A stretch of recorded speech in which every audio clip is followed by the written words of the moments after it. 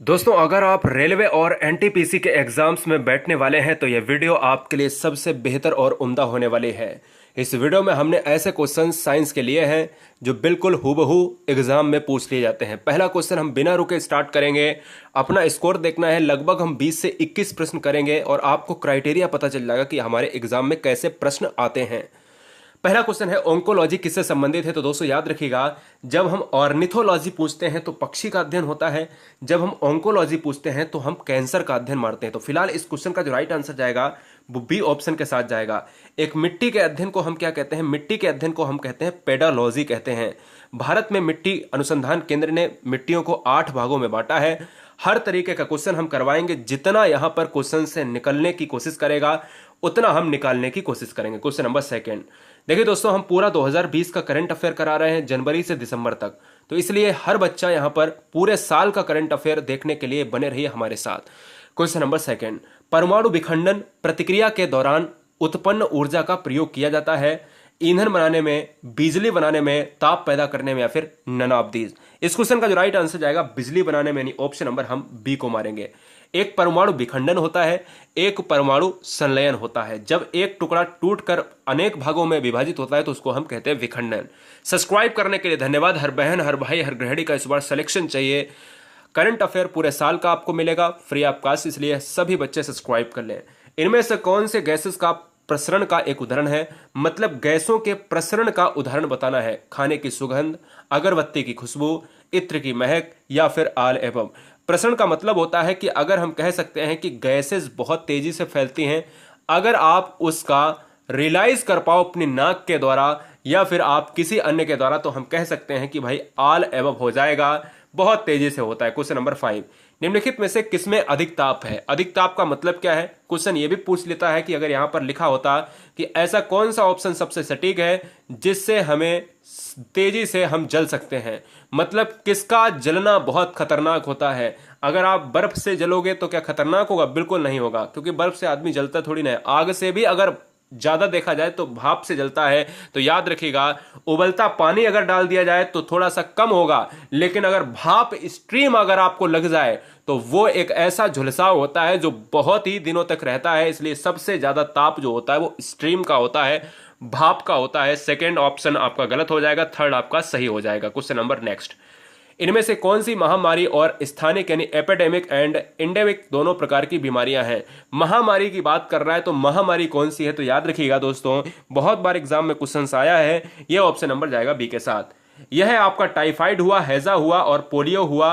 ये पोलियो और खसरा आपके कैसे हैं? ये हैं आपके वायरस डिजीज। सुनिएगा ध्यान से, यह आपके दोनों रोग कैसे हैं? वायरस से होते हैं, यानी आपके क्या है, आपके दोस्तों हमेशा जो है आपके वायरस से होते हैं, विषाणु से होते हैं। वायरस के अध्ययन को हम कहते हैं वायरोलॉजी। इसकी खोज करी है इवोन विस्की ने। इसके अलावा टाइफाइड और हैजा की बात करें तो दोस्तों यह आपके बैक्टीरिया से होते हैं और ये जल जनित रोग भी हैं। इनकी खोज करी है ल्यूवेन हॉक ने, यानी बैक्टीरिया की खोज करी है ल्यूवेन हॉक ने। तो फिलहाल इस क्वेश्चन का राइट आंसर जाएगा बी के साथ। न्यूमिस्मेटिक किसके अध्ययन से संबंधित है? तो न्यूमिस्मेटिक जो है आपके सिक्कों, संख्याओं, टिकटों और अंतरिक्ष। जब भी हम बात करते हैं ऑप्शन नंबर चला जाएगा हमारा सिक्कों के साथ। सिक्कों के अध्ययन की बात करें तो हमारा जो राइट आंसर जाएगा वो चला जाएगा आपका ऑप्शन नंबर, हाँ जी, सिक्कों से।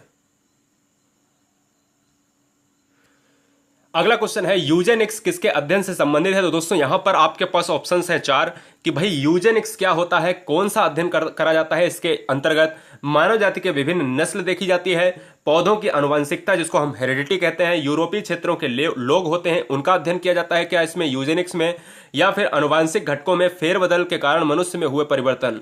मतलब क्या है, जो हमारे पूर्वजों के द्वारा जो हमारे अंदर परिवर्तन आए हैं, शरीर में हमारे परिवर्तन आए, हमारी लंबाई, हमारा कद, हमारा आंखों का रंग, तो यूजेनिक्स में यही होता है दोस्तों। इसलिए राइट आंसर जाएगा आपका ऑप्शन नंबर डी के साथ। और क्वेश्चन नंबर दोस्तों 9 आपके स्क्रीन पर ये रहा, ऑर्निथोलॉजी में किसका अध्ययन किया जाता है? मतलब स्टडी हम किस में करते हैं, स्टडी हम जो है किसके अबाउट करते हैं ऑर्निथोलॉजी में। हमने सबसे पहला क्वेश्चन आपको बताया था कि भाई ऑन्कोलॉजी में आप करते हैं कैंसर का अध्ययन, ऐसे ही ऑर्निथोलॉजी में हम यहां पर करते हैं आपके पक्षियों का अध्ययन, यानी हमारा आ जाएगा ऑप्शन नंबर डी, हमारा राइट आंसर हो जाएगा। पौधों के अध्ययन की बात करें तो हमें आपको कमेंट करना है कि भाई पौधों के अध्ययन को क्या कहते हैं। साथ ही साथ हड्डियों के अध्ययन को हम कहते हैं ऑस्टियोलॉजी कहते हैं। क्या? ऑस्टियोलॉजी कहते हैं। तो फिलहाल इस क्वेश्चन का राइट आंसर जाएगा डी के साथ। क्वेश्चन नंबर 10, दूध का घनत्व मापने के लिए किस उपकरण का अपन प्रयोग करते हैं? लैक्टोमीटर, हाइड्रोमीटर, बैरोमीटर या हाइग्रोमीटर? तो इस क्वेश्चन का जो राइट आंसर जाएगा वो चला जाएगा दूध के घनत्व को लिए हम लैक्टोमीटर का यूज करते हैं, जबकि हम हाइड्रोमीटर हम वाटर से संबंधित है, बैरोमीटर हमारा वायुदाब मापने के लिए है, यानी आपका वायुदाब को मापने के लिए हम बैरोमीटर का यूज करते हैं। हाइग्रोमीटर की बात करते हैं तो बार बार एग्जाम में आता है कि आर्द्रता को मापने के लिए हम क्या यूज करते हैं, तो आर्द्रता को मापने के लिए हाइग्रोमीटर। फिलहाल ऑप्शन नंबर जाएगा ए के साथ। बिजली का प्रतिरोध मापने के लिए हम किस उपकरण का प्रयोग करते हैं? मेरे पास ऑप्शंस हैं 4 स्क्रीन पर, ओम मीटर, इलेक्ट्रोमीटर, गैल्वेनोमीटर या फिर स्पेक्ट्रोमीटर। तो इस क्वेश्चन का जो राइट आंसर जाएगा वो किसके साथ जाएगा, जल्दी से बताएंगे। जो बच्चे ऑप्शन नंबर सी लगाएंगे हम कहना चाहेंगे जी हाँ बहुत बढ़िया। तो यहां पर जो सी बता रहे हैं बिल्कुल गलत है। ऑप्शन नंबर जाएगा हमारा के पास, ऑप्शन नंबर जाएगा ए के साथ, हमारा राइट आंसर जाएगा ए हो जाएगा, ओम मीटर हो जाएगा। ठीक है ना।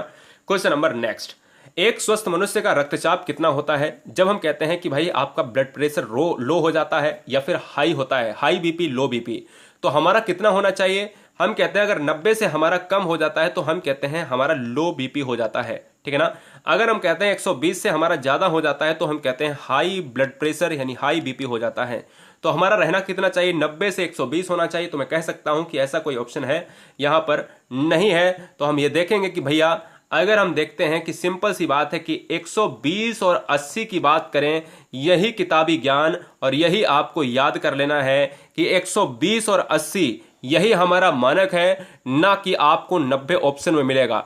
बहुत सारी किताबें 90 और 120 को मानती हैं, लेकिन क्या है ना, रियलिटी क्या है, वो 120 और 80 ही आपको मानना है। क्लियर, बहुत बढ़िया। क्वेश्चन नंबर नेक्स्ट, आप याद रखिएगा दोस्तों, एक आपका होता है रक्तदाब, उसको मापने के लिए हम क्या कहते हैं? स्फिग्नोमेनोमीटर। ये भी आपको याद रखना है। क्वेश्चन नंबर 13, रक्त में ग्लूकोज की मात्रा नियंत्रित रहता है, ऐसा कारण क्या है?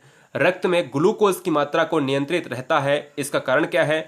सोमेस्टोस्टेनिन के कारण, ग्लूकागन के कारण, गैस्ट्रिन के कारण या फिर इंसुलिन के कारण?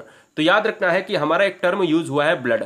पहले क्वेश्चन कर लेते हैं। तो इस क्वेश्चन का जो राइट आंसर जाएगा बच्चे ऑप्शन नंबर डी के साथ चला जाएगा, यानी 13 का क्या हो जाएगा? 13 का हो जाएगा डी। ब्लड एक टर्म यूज हुआ है यानी रक्त। रक्त में कौन सी धातु होती है? सबसे ज्यादा एफी होती है, फेरस होती है। और रक्त की बात करें तो दोस्तों याद रखिएगा इसका पीएच होता है 7.4 होता है, यानी क्षारीय होता है। रक्त के अध्ययन को कहते हैं हिमेटोलॉजी। क्वेश्चन नंबर 14, किस अभिक्रिया द्वारा पौधे में ऑक्सीजन बाहरी वातावरण से कोशिकाओं में पहुंचता है? तो इस क्वेश्चन का जो राइट आंसर जाएगा वो किसके साथ जाएगा? वह जाएगा बच्चे ऑप्शन नंबर बी मार रहे हैं।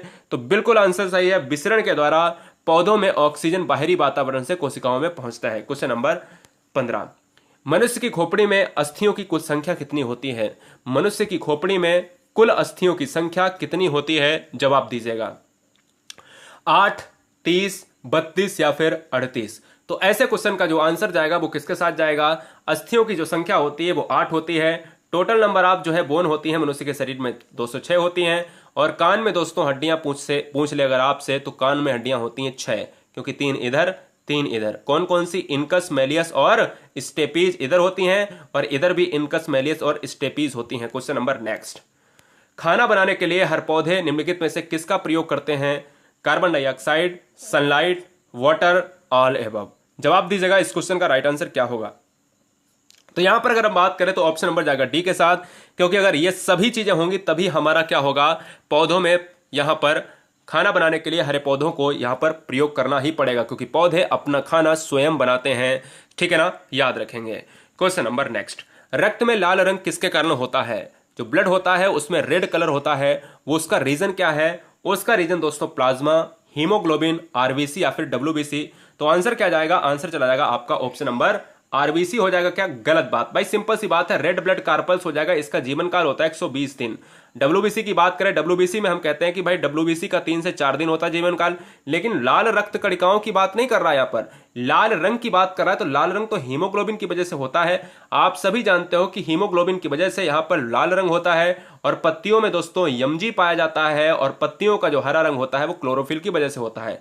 क्वेश्चन नंबर नेक्स्ट, अमरवेल की बात करें तो ये कैसा उदाहरण है? अमरवेल यहां पर किस तरीके का एग्जाम्पल है? स्वपोषी है अमरवेल, परजीवी है, मृत पोषित है या फिर होस्ट है?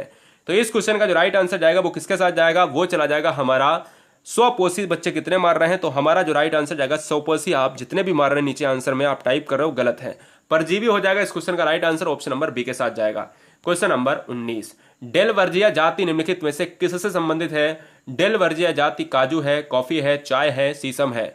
तो इस क्वेश्चन का जो राइट आंसर जाएगा वो किसके साथ जाएगा? डेलवर्जिया जाति निम्नलिखित में से संबंधित है दोस्तों, वो है सीसम के पेड़ से। सीसम हो जाएगा इस क्वेश्चन का राइट आंसर। सबसे ज्यादा अगर कॉफी होती है वो कर्नाटक में होती है, सबसे ज्यादा चाय होती है आसाम में होती है, सबसे ज्यादा काजू होता है वो होता है केरला में। फिलहाल इस क्वेश्चन का राइट आंसर जाएगा डी के साथ। क्वेश्चन नंबर 20, मनुष्य में एफ्लाटॉक्सिन खाद्य विषाक्तन द्वारा सामान्यतः कौन सा अंग प्रभावित होता है? मतलब कह रहा है, मैं आपको सिंपल वे में बताना चाहता हूं कि अगर मनुष्य में फूड पॉइजनिंग हो जाती है, मनुष्य के शरीर में अगर कोई भी विषैला पदार्थ खाने के माध्यम से चला जाता है, या फिर आप कहते हो ना एसिडिटी बन गई है, उन सभी चीजों से, या सब्जियों में कोई मेडिसिन ऐसी होती ना, हम लोग सब्जियां मेडिसिन से उगाते हैं, दवाओं से उगाई जाती हैं खेतों में, तो वो कहीं ना कहीं कभी कभी सब्जियां में नुकसान कर जाती हैं।